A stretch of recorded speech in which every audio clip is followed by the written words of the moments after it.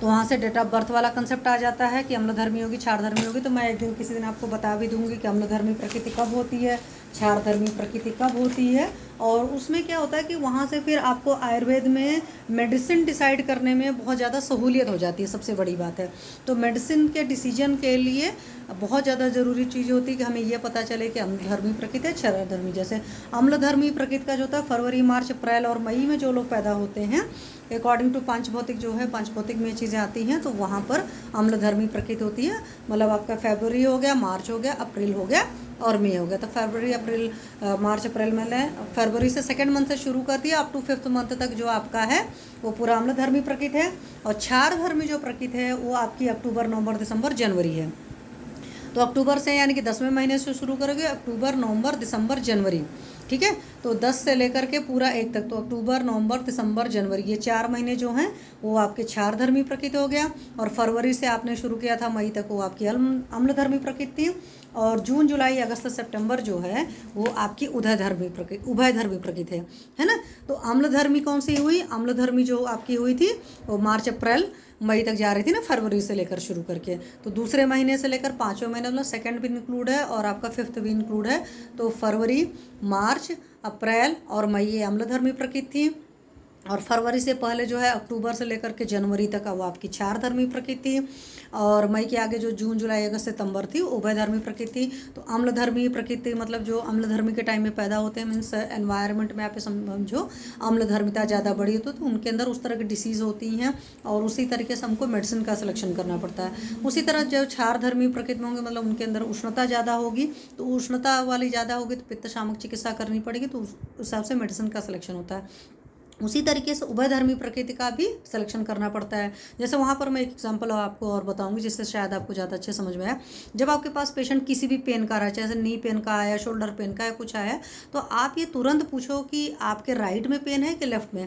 वहाँ पर ये मानते हैं कि अगर राइट साइड में आपके पेन है तो लीवर की प्रॉब्लम है, अगर लेफ्ट साइड का मतलब पेन है तो स्प्लीन की प्रॉब्लम है। मतलब अगर बॉडी के किसी भी वजह से कोई भी पेन हो रहा है, कोई भी चीज़ हो रही है, अगर राइट में प्रॉब्लम है तो उस प्रॉब्लम के ट्रीटमेंट के अलावा आपको लीवर का ट्रीटमेंट करना पड़ेगा।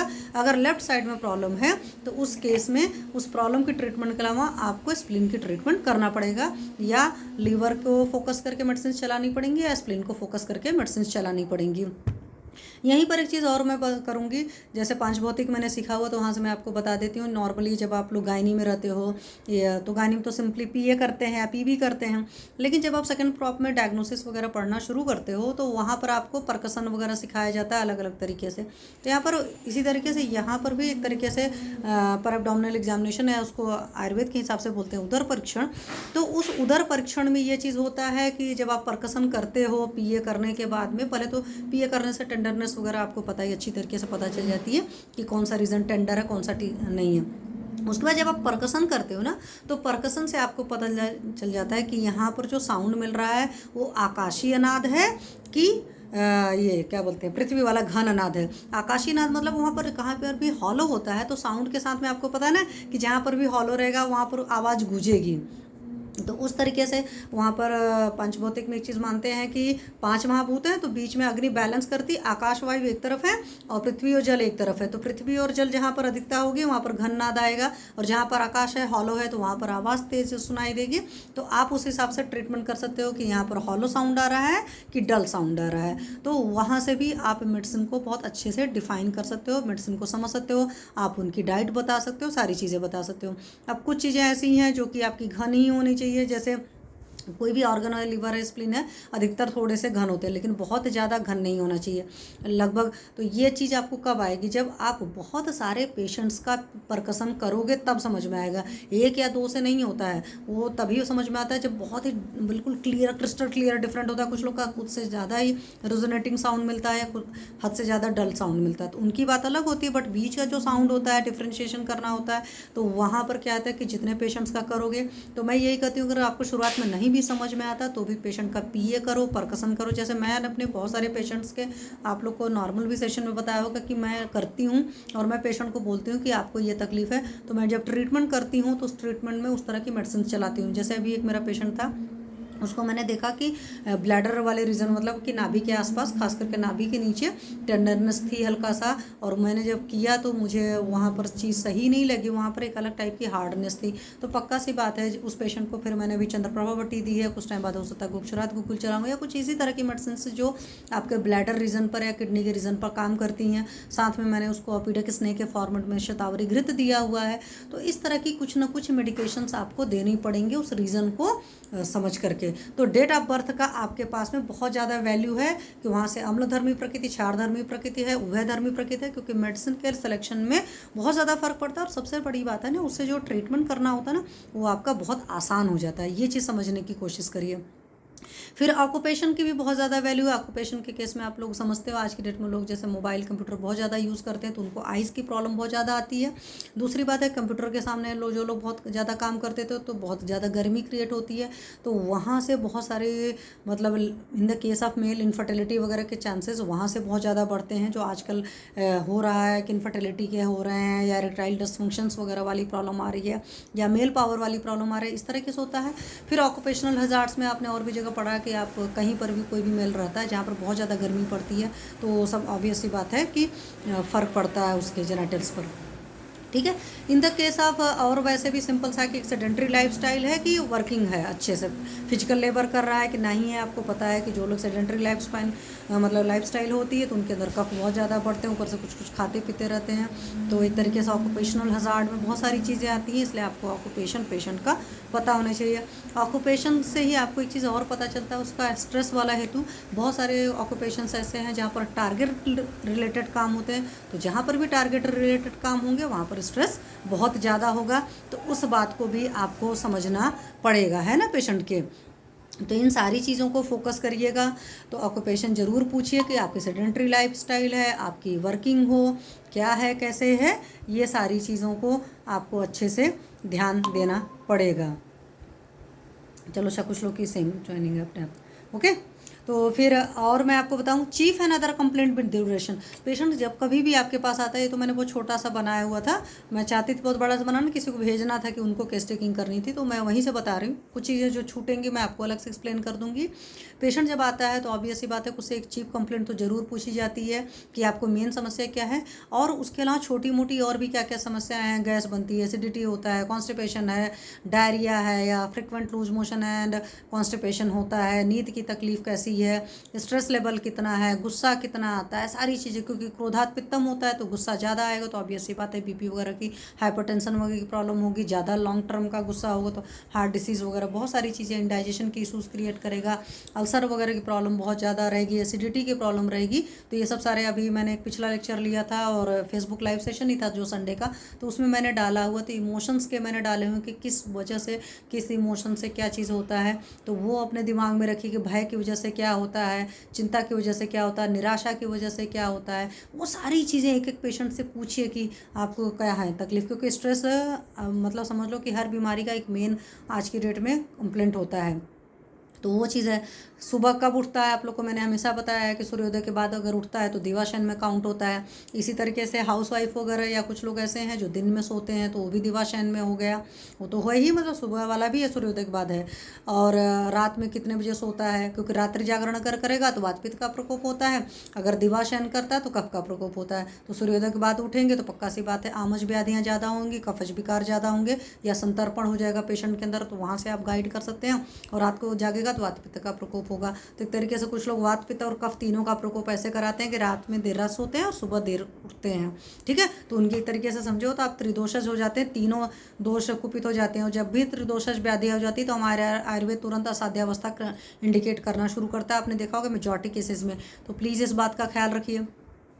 फिर उनकी स्लीप कैसी, नींद कैसी है, नींद अच्छी है कि ख़राब है, क्योंकि साउंड स्लीप होगी तो हेल्थ अच्छी होगी, अगर साउंड स्लीप नहीं है, खटके से टूट रही है तो आप देखिए। दूसरी बात होती है कि कई बार स्लीप इस वजह से टूटती है कि रात में उठ करके 3-4 बार यूरिनेशन के लिए जा रहे होंगे, तो आप हमेशा ये सोचते हो कि ये प्रॉब्लम होगी, डायबिटीज़ की प्रॉब्लम होगी। ये डायबिटीज़ में भी होता है, जिनको प्रोस्टेट की प्रॉब्लम होती है उनके साथ भी होता है, और साथ में जिनके अंदर आम बहुत ज़्यादा हो उनके साथ भी ये प्रॉब्लम होती है कि रात में उनको यूरिनेशन के लिए उठना पड़ता है। तो आज के डेट में इस तरह के आपको मेजॉरिटी पेशेंट मिलेंगे, ऐसा नहीं है कि आपको अधिक एज के लोग ही मिलेंगे, यंग एज के लोगों को भी स्लीप की इस तरह की प्रॉब्लम हो रही है। तो स्लीप की इटसेल्फ क्या है, जैसे अंदर उनके भय है, चिंता है, उस वजह से भी स्लीप डिस्टर्ब होती है। और भाई यूरिन का प्रेशर आ जाएगा तो उठेंगे तो पक्का सी बात है, और यूरिन के लिए उठना ही उठना है, क्योंकि कोई सी भी नेचुरल एलर्जी को रोकना नहीं है। फिर मैंने पूछा है, इसमें आपको बताना है ब्रेकफास्ट कितने बजे करता है, लंच कितने बजे करता है, डिनर कितने बजे करता है, और ब्रेकफास्ट लंच डिनर में क्या क्या खाता है। क्यों, बहुत सारे लोग होते हैं जैसे गुजरात साइड में आप देखोगे भाखरी खाते हैं, या जो उनकी रोटी होती है उसमें नमक पड़ा होता है और साथ में दूध लेते हैं। तो ये चीज़ गलत है, दूध के साथ वो नमक लेंगे तो वो मिथ्या आहार विहार में आ जाएगा, विरुद्ध आहार विहार में आ जाएगा, सॉरी मिथ्या नहीं, विरुद्ध आहार विहार में, तो वो स्किन डिसीजेस का बहुत बड़ा हेतु होता है। या जैसे मैंने आप लोग को सेशन बताया, बहुत सारे पेशेंट्स ऐसे होते हैं जो चाय के साथ अच्छा खासा भुजिया उजिया खाते हैं, नमकीन बिस्किट ये सब सारी चीज़ें खाते हैं, और साथ में उनको स्किन डिसीज़ हो गया तो तुरंत मना करिएगा। फिर इसी तरह लंच में है कि क्या पेशेंट आपका डेली लंच में दही ले रहा है। बहुत सारे रीज़न में लोग दही बहुत ज़्यादा लेते हैं, तो दही हमारी अभिसंधि होती है, चैनल ब्लॉकर होती है, तो उन चीज़ों को अवॉइड कराना है। और उसके बावजूद पेशेंट को दही बहुत ज़्यादा ज़रूरी है, तो उसको आप बोलिए आप छाछ लेंगे, क्योंकि दही हमारी शोथ कारक होती है और तक्र जो होता है शोथनाशक होता है। शर्त वही है 500 से 600 बार उसको होना चाहिए, तो हाथ से मथा वो जो मिक्सी में चलाते हैं ना 1-2 मिनट में, उसका शोथ वाला गुण जा नहीं पाता दही का। और साथ में उस तक्र में कुछ कुछ चीज़ें डालनी है, तो पेशेंट को जिस हिसाब से विकार है आप तक्र में उस तरह की चीज़ें ऐड करा कर डलवाइए। उसी तरह डिनर का क्या टाइमिंग है, कितने बजे खा रहे हैं, क्या क्या खा रहे हैं। कई बार कोई पेशेंट संतर्पज वाली व्याधियों वाला होता है और साथ में भारी भारी चीज़ें डिनर में बहुत खा रहा है, डाइजेस्ट हो नहीं रहा है, तो ये सब सारी चीज़ देखना है, वहाँ पर भी देखना है कि क्या क्या है। साथ में ये चीज़ देखिए, कच्चा और पका, हमारे अष्टांग का भी रेफरेंस मैंने बताया था ना, सूत्र स्थान 9 में दे रखा है। कच्चा और पका नहीं खाना, तो आजकल एक बहुत बढ़िया हेतु है, अच्छा खासा एक कटोरा भरकर सलाद खा लेंगे क्योंकि हमें पतला होना, और उसके साथ में फिर खाना खाते हैं। तो कच्चा और पका हो गया, तो ऐसे सारे लोग को भी इंडाइजेशन के बहुत इशू होते हैं, क्योंकि अगर आपका डाइजेशन सही होगा तो ना आप मोटे होंगे ना आप पतले होंगे, बिल्कुल स्वस्थ होंगे। हमारा BMR सही नहीं होता या हमारा डाइजेशन ठीक नहीं होता, इसकी वजह से हमारे अंदर सारे इश्यूज़ आते हैं। तो ये सारी जो चीज़ें हैं आपको बहुत अच्छे से पता होना चाहिए, ठीक है। फिर उसके अलावा क्या है कि खाना वो जो खा रहे हैं, ब्रेकफास्ट लंच डिनर कर रहे हैं, वहाँ पर क्लियर कट पूछना है कि क्या आप भूख से खाते हो, या आपका टाइम हो गया, या ऑफिस में है, ये बाउंडेशन है, समय के लिमिटेशंस है तब खाते हो, या समय बीत जाता है अपने काम की वजह से तब खाते हो। क्योंकि समय बीत जाने के बाद खाओगे तो जो जूसेस सिक्रेट होने थे वो सिक्रेट नहीं होंगे, तो उसकी वजह से नहीं पाचन होगा। समय से पहले खा ले रहे हो तो अभी पिछला ही नहीं पचा है और उसमें नया खाना डाल दिया तो अध्यशन हो जाएगा, तो उस वजह से नहीं होगा। तो समय से पहले चाहे खाएंगे चाहे समय के बाद खाएंगे, दोनों ही अजीर्ण और अध्यशन इस तरह की चीज़ें हो जाएंगी, तो आपका खाना सही तरीके से पेशेंट का नहीं पचेगा। तो इस बात को ज़रूर पूछना है।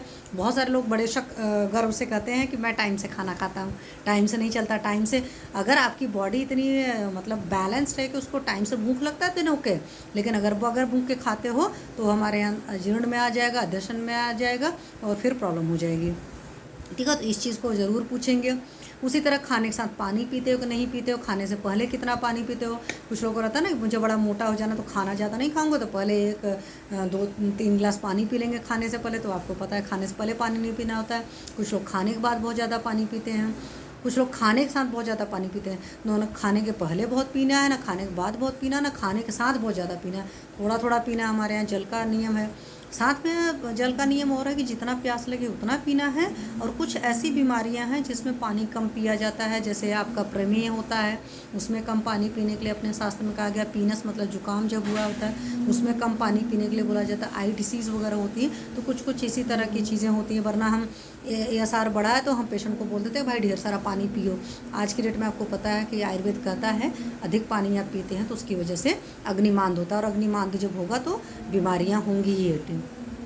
फिर क्या है कि आपको जो एंगर है, इमोशंस हैं, वो सारे एंगर को कैसे मैनेज करते हो। अगर गुस्सा को मान लो वॉमिट कर दिया, दूसरों सामने बकबक कर दिया तो उन लोग पर तो कम असर पड़ता है, और पी गए तो उसका और बॉडी पर असर पड़ता है। तो अपने एंगर मैनेजमेंट क्या है, तो उसके लिए आपको पेशेंट को काउंसलिंग करना पड़ेगा। तो उसको प्राणायाम, योगा, मेडिटेशन, ये सारी चीज़ें बताना है। क्योंकि ऐसा नहीं है कि हम किसी पर वॉमिट करते हैं वो भी नहीं सही है, और हम पी रहे हैं वो भी नहीं सही है। तो हमें अपने एंगर को या अपने इमोशन को चैनलाइज करने आना चाहिए कि आप हमेशा लो फील करते हो क्या है। तो वहाँ से जैसे जो लोग बहुत ज़्यादा चिंतन करते हैं तो आपको पता है रस धातु की दृष्टि होती है, तो रस धातु की बहुत ज़्यादा दुष्टि होगी तो हृदय के विकार होंगे। तो कार्डियक पेशेंट, अभी जैसे मैंने कल ही एक पेशेंट की केस टेकिंग करी थी ADF पर, उनका मेन हेतु यही निकल कर के आया था कि एक तो टाइम वाला था कि खाने पीने का उल्टा पुल्टा था, और दूसरा हेतु उनका मेन निकल कर आया था स्ट्रेस, और एक और हेतु निकल आया था कि भाई शॉपकीपर थे मोस्ट वाले जो भी थे कि ग्राहक सामने बैठा है तो हम उठेंगे नहीं, तो नेचुरल अर्जेस को रोकना भी था। जैसे मैंने आपको हमेशा बोला था ना, दिवासायन सर्वदोष प्रकोपक होता है, मात्रा से अधिकार सर्वदोष प्रकोप होता है, और बेगों का जो धारण करते हो वो सर्वदोष प्रकोपक होता है। तो जब ये सारी चीज़ें सर्वदोष प्रकोपक होती तो सारी बीमारियों को कॉज करती हैं। लेट नाइट स्लीप वगैरह के आजकल हेतु मिलते ही हैं, लेट नाइट स्लीप रहेगी, सुबह देर उठना रहेगा, तो ये मैंने सारी चीज़ें बता दिया है आपको। तो उठने बैठने का सारा चीज़ बता दिया है। उसके अलावा पीरियड के केस में आपको पेशेंट से ये पूछना है कि खास करके जितनी फीमेल पेशेंट आती हैं, चाहे स्किन के इशू हैं चाहे कोई इशू है, हमेशा याद रखो अपने हर पेशेंट से पूछना है, आपकी हिस्ट्री कनेक्टेड हो ना कनेक्टेड हो। जैसे मैं आपको बताऊं, कल अभी एक पेशेंट की मैंने केस टेकिंग करी और she was now 21 year old, और 9 साल पहले मतलब 2015 में उनको इपिलिप्सी के अटैक होना शुरू हुए थे। तो एलोपैथी की मेडिकेशन चल रही हैं। तो आप लोग को बहुत एक सरप्राइजिंग बात बताती हूँ, मैंने पेशेंट से पीरियड का कलर पूछती हूँ। पीरियड का कलर पूछा तो मैंने, उस बच्ची ने बोला कि मुझे रेड कलर और ग्रीन कलर का होता है। तो अगर आपको याद हो कि अपने संहिताओं में कलर दे रखा है, लेकिन हम लोग सोचते थे कि पीरियड का कलर ग्रीन हो ही नहीं सकता, उस बच्ची ने मुझे कल बताया। अब वो एपिलेप्सी की वजह से है कि एपिलेप्टिक मेडिसिन लेने की वजह से है, किस वजह से है, ठीक है। और स्कैंटी पीरियड्स हैं, उसके बहुत देर देर बाद आते हैं। तो पीरियड के केस में हमेशा पूछोगे ड्यूरेशन कितना है, मतलब कितने दिन बाद आता है, कितने दिन रहता है, और एक दिन में नंबर ऑफ पैड कितना बदलते हो, ये भी करोगे कंसिडर। और हर एज ग्रुप की लेडी से ये सवाल पूछा जाएगा, मीनार्की कब आई थी, मेनोपॉज की अगर लेट में है तो ये भी पूछेंगे, किसी का अर्ली मेनोपॉज है तो उसके मदर की या उसकी बड़ी बहन की हिस्ट्री जरूर पूछेंगे, क्योंकि फैमिली हिस्ट्री से सब चार चीज़ें मैनेज करती हैं। डिस्मोनोरिया के केसेस को भी बहुत अच्छे से पूछेंगे, क्योंकि डिस्मोनोरिया में कई बार स्ट्रेस की वजह से डिस्मोनोरिया कुछ लोग को होता है, कुछ लोग को साइकोलॉजिकल होता है। जैसे शुरुआत में जब पीरियड फर्स्ट टाइम बच्चों का आया और बच्चे ने मैनेज नहीं कर पाता, तो वो डिस्मोनोरिया की बहुत बड़ी वजह बनता है। तो ये सारी चीज़ें मतलब वहाँ पर आप नंबर ऑफ पैड भी पूछ रहे हैं, उसका कलर भी पूछ रहे हैं कि रेड है, मैरून है, ब्लैक है, उसमें क्लॉट्स हैं कि नहीं है, उसमें स्मेल है कि नहीं है, ये सारी चीज़ पूछेंगे। In the case of female आप ये भी पूछोगे पीरियड के आने से पहले या जाने के बाद, तो मतलब नहीं होता श्वेत प्रदर्वाल वाली शिकायत तो नहीं, ल्यूकोरिया वाली, या बीच के पीरियड में भी कुछ लोग को होता है उसमें। और जो श्वेत प्रदर हो रहा है तो उसका कैसा है, कर्डी डिस्चार्ज है जैसे एलोपैथी में पूछते हो, मोटा है पतला है, उसका कलर कैसा है, स्मेल कैसी है, लंबे ड्यूरेशन का हो चुका होगा या पित्त अंदर ज़्यादा हो गया होगा, तो आपको पता है कि स्मेल आती है, गंदी से स्मेल आती है। और कई सारी चीज़ों में हकीकत में कूड़ब गंदी स्मेल होती है। तो ये सारी चीज़ें आप बहुत अच्छे से अपने पेशेंट से पूछेंगे, ठीक है। तो इतनी सारी चीज़ें। दूसरी बात है कि बच्चे हैं, कॉलेज गोइंग बच्चे हों, चाहे स्टूडेंट हों, चाहे स्कूल वाले होंगे, तो नेचुरल अर्जेस को होल्ड करने की हिस्ट्री बड़ी होती है। कैसे, क्या है कि बहुत सारे लोग बहुत हाइजीन कॉन्शियस होते हैं, तो हाइजीन कॉन्शियस के चक्कर में वो स्कूल में नहीं जाएंगे, कॉलेज में नहीं जाएंगे, पब्लिक प्लेसेस में है, तो कुछ लोग इतने ज़्यादा हाइजीन को लेकर के होते हैं ना कि मॉल वाले को भी बहुत रेयर यूज़ करते हैं कि हमको इन्फेक्शन हो जाएगा। बट होता क्या है कि आपको इस तरह की चीज़ें जो होल्ड आपने किया उसकी वजह से और तकलीफ हो जाती है और उनकी हिस्ट्री हो जाती है।